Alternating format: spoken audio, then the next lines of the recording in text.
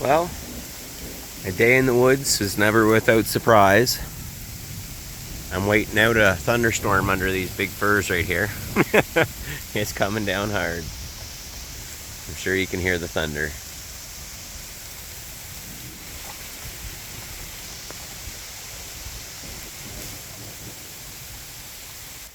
Well, like anything, a lot of fishermen say, better day, bad day fishing's than a better day at work. Same goes for hunting. Same goes for being in the woods. So he's just enjoying these moments, listening to the thunder crackle off in the sky, and say, "Hey, Coral, he's a good dogger." Yeah, it's these small moments that you need to learn to enjoy.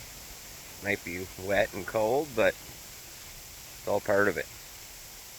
Hope you all have a good day. Bye.